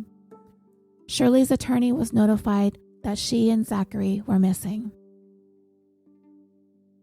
At 6:40 p.m. that afternoon, the man that Shirley had dated confirmed that he was the one that had contacted the constabulary without revealing his identity to report Shirley's harassment earlier in August and late in July. He promised to call again if she happened to reach out to him. But we know that that's never going to happen. And the search for Shirley and Zachary would not last much longer. The constabulary received a phone call from a resident of Ontario who was at the time on vacation in Newfoundland. Despite the storming and rainy weather, the couple on holiday from Ontario went out on an evening walk that night of August 18th, taking their dog along with them from a cabin that they were renting along the shores of Conception Bay. The way they walked led them to Manuel's Bay, when suddenly the wife spotted something on the shore that appeared to be a body. They were standing there near the end of the embankment, looking down upon the beach, when they saw the body about 100 yards from the edge of the embankment. The husband instructed his wife to stay put while he walked towards the body. He came within a couple feet and he could see right away that it was the body of a woman. He called 911 from his phone. He then instructed his wife to walk up to the end of the road and wait for police, while he stayed near the body until first responders arrived. His 911 call came in at 7:13 p.m. on August 18th. About 4 minutes later, the Canadian Coast Guard spotted the same body. She was laying face down. 3 minutes later, about 50 to 75 yards away, further up the beach, the Coast Guard spotted the body of an infant. He was lying face up. It would later be confirmed that this was Shirley and Zachary. Shirley still had on the high-heeled shoes she wore on her walk out onto the wharf. About 20 feet away from her was a jacket, and the arms were knotted together in a manner consistent with her having tied Zachary to her body as she carried him around in their final moments alive. The constabulary ended its missing persons investigation and opened one into 2 fatalities instead. By 7:30, a constable contacted the Bagby's lawyer, who met with him at their headquarters in St. John's. Together they went to the home of Kathleen and David Bagby. They had just been there about an hour and a half earlier to inform them that Shirley and Zachary were missing. They also brought a priest with them from the church that they knew that the Bagbys attended. Together, they broke the news that 2 bodies had been found in Conception Bay along the beach. Though they had not been positively identified yet, they were pretty sure it was Shirley and Zachary. Mr. Bagby became immediately filled with rage. Mrs. Bagby collapsed to the floor.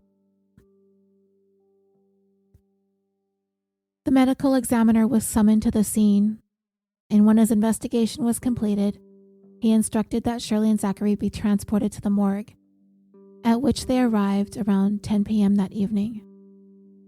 At that time, Shirley's attorney, Randy Piercy, provided the positive identification of Shirley, while Mr. Bagby provided the positive identification of his grandson, Zachary. The autopsy revealed that Shirley was not pregnant. Their cause of death was drowning. The manner of Shirley's death, suicide. The manner of Zachary's death, homicide. Shirley left no suicide note behind. Shirley's body would be claimed by her former mother-in-law, the grandmother of her eldest 2 children.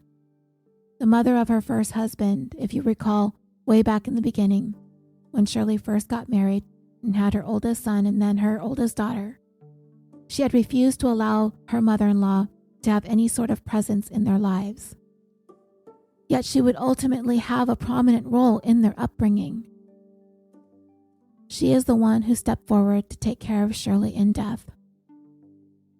Mr. and Mrs. Bagby claimed the remains of Zachary. On August 19th, investigators spoke to the director of the St. John's Health and Community Services Board responsible for Zachary's case. The director offered whatever assistance he could to either the Turner family or the Bagby family. He started a review on the file of Zachary as well as Shirley's younger daughter, but told investigators that upon review, there was no indication that Shirley was a threat to anyone, nor did she present any suicidal tendencies. Also on the 19th, Pennsylvania State Trooper McElfresh was informed of the deaths of Shirley and Zachary.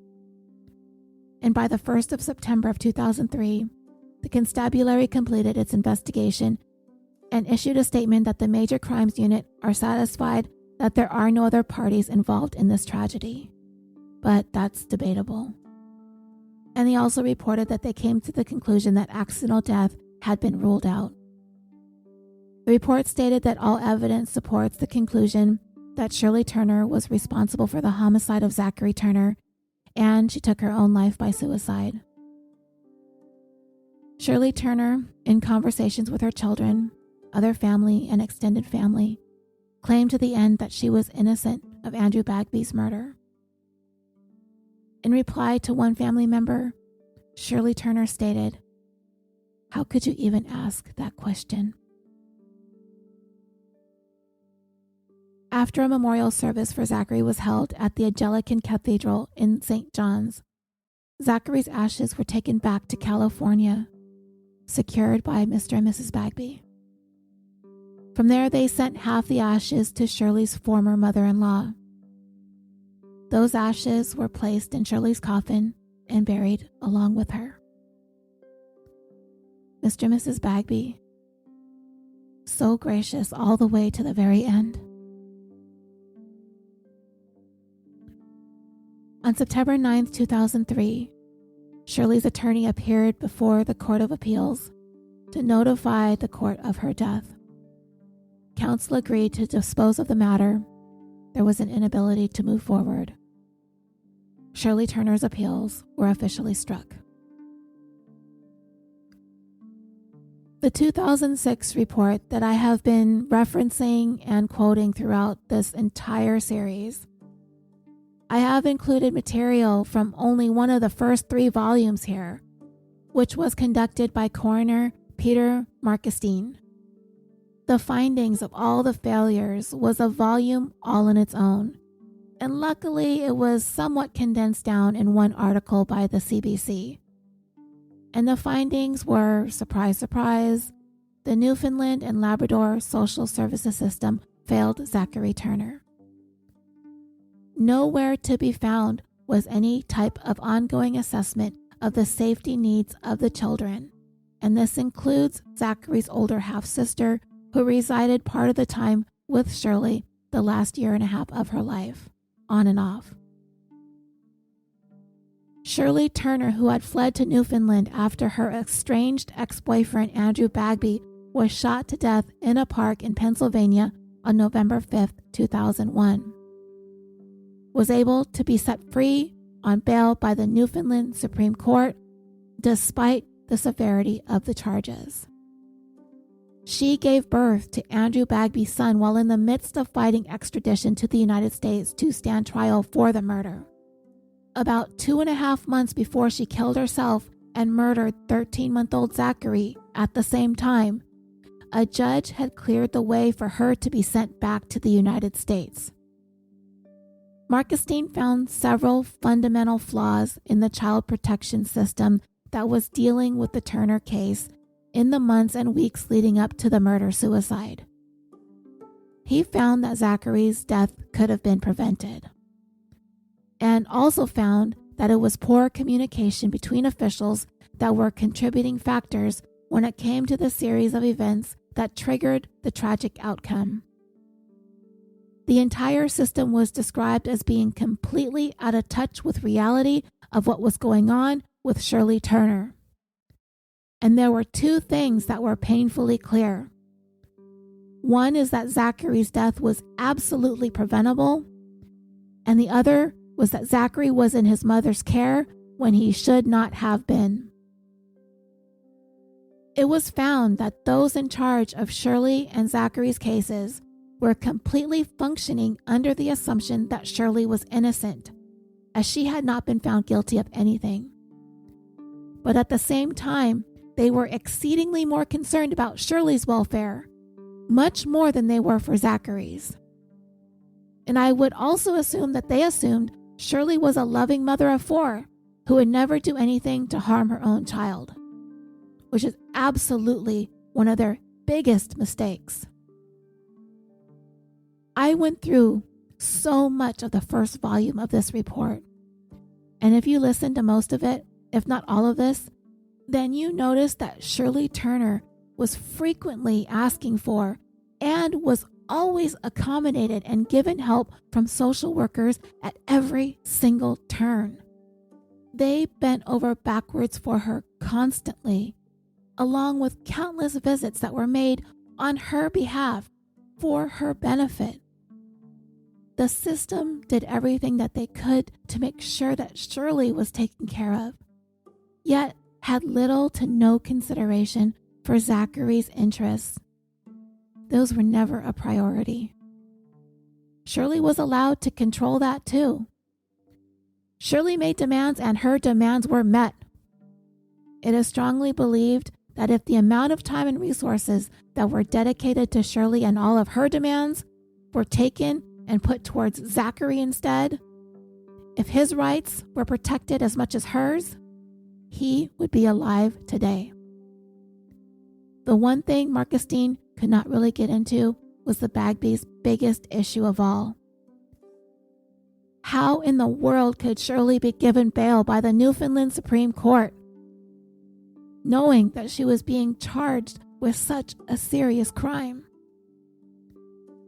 We'll get into the Bagby's advocacy for bail reform in a moment, but Mr. Bagby has said that a suspect in a brutal homicide should not be walking around free so they could do it again.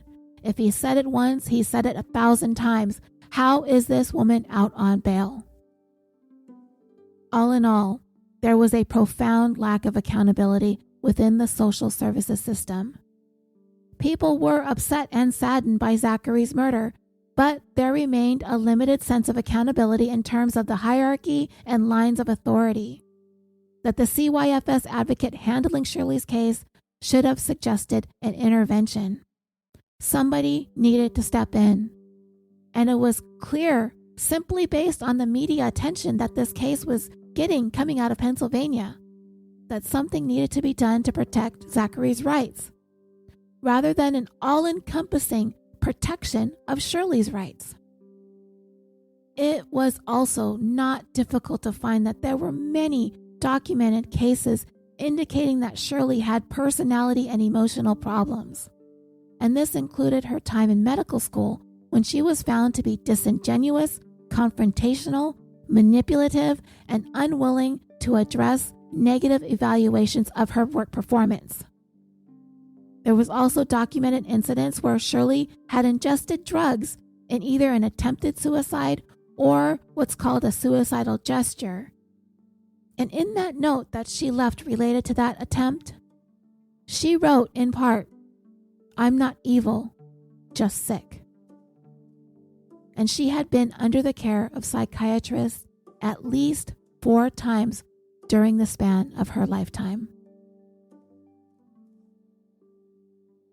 On March 31st, 2006, the College of Physicians and Surgeons of Newfoundland and Labrador found Shirley's former psychiatrist, Dr. John Doucette, guilty of professional misconduct.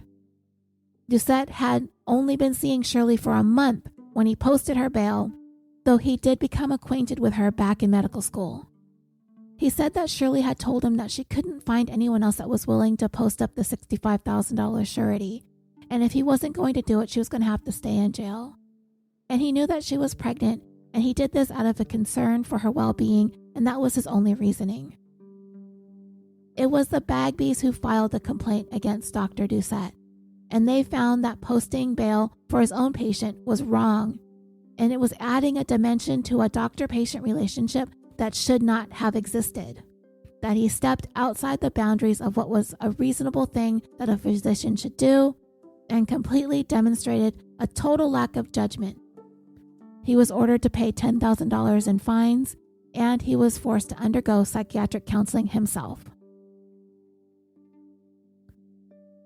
On October 31st, 2008, Dear Zachary, a letter to a son about his father, premiered at the Slam Dance Film Festival.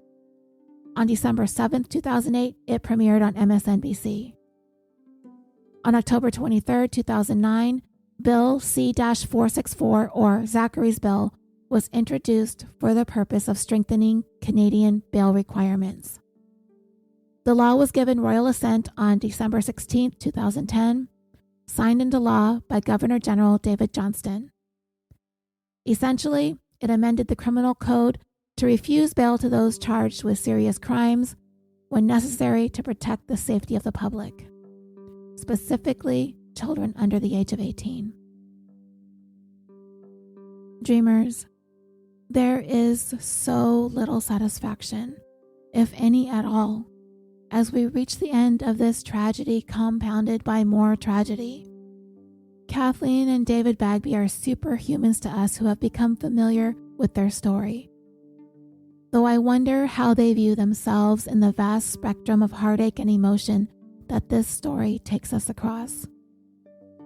Do they see themselves as two truly resilient, courageous, inspiring individuals who would stop at nothing to hang on and fight for the very last part of their only son that existed in this world, only to see it slip away? I hope they do, because I know the world does. I ran the gamut of emotions going through the Canadian social services system with a fine-tooth comb, because I really wanted to know every single time someone could have made a difference but didn't. For whatever reason. Was it incompetence, caseload, communication breakdown? Maybe it was Shirley herself. Was it because she was a doctor? She was undoubtedly quite an intelligent woman. Maybe too intelligent? Too innocuous? Did she not give off an air of a maniacal killer? Or maybe people just took one look at Zachary's angelic little face and thought, no way. There is no way anyone would do harm to this little baby. Impossible. Not gonna happen. Especially not his own mother. She has 3 other children that survived infancy and toddlerhood, right? No need to worry about Zachary. This is a woman who raises her children and does not harm them. But all that is fallacious. It's misleading. Because she did harm her older children. She did not raise them. She abandoned them repeatedly over the course of their lives. The only difference is she wasn't being charged with murdering their fathers. And compounding that was that her claim to Zachary as her child was being challenged by 2 of the most remarkable parents and grandparents in the world. The parents of the very man that Shirley was accused of killing. Scratch that. Let's be real. The very man that Shirley killed. Yet Shirley had something very valuable that Mr. and Mrs. Bagby wanted. She had their only son's only son. The child that their son never knew existed when he was cut down so violently by Shirley Turner at the young age of 28. And we don't even have to say allegedly anymore. We know she did it. Andrew Bagby spurned Shirley, and Shirley sought revenge. She was a woman who absolutely could not handle being rejected. And she demonstrated that over and over again. The final straw was the rejection from her own infant son. Even from his earliest days, weeks and months alive, he never attached to her. And that is a powerful thing coming from a baby. And it must have been the worst rejection imaginable for Shirley, compounded by the fact that Zachary showed a strong preference and attachment to the two people that she hated the most, Mr. and Mrs. Bagby. The Bagbys are warriors. They fought to have Andrew. He did not come along easy, but they persisted and they were blessed with his birth. They fought to have Zachary, harder than most would have been able or willing to, going so far as to make nice with the woman they knew murdered their son in cold blood in order to have what was left of him, only to have it slip away. Yet they fought on to seek changes in the Canadian justice system. Not only did they win that battle, they won an entire army of people around the world that wanted, in a small way, to try and fill the enormous void that that woman left in their lives. David Bagby said in Dear Zachary that he should have killed her. I may or may not be on board with that sentiment. I cannot condone taking the law into one's own hands. But when the law failed over and over and over again, it's hard to deny that there's a hint of justification in that. Because I just can't get over the fact that the world doesn't have Zachary Andrew or Andrew David in it anymore.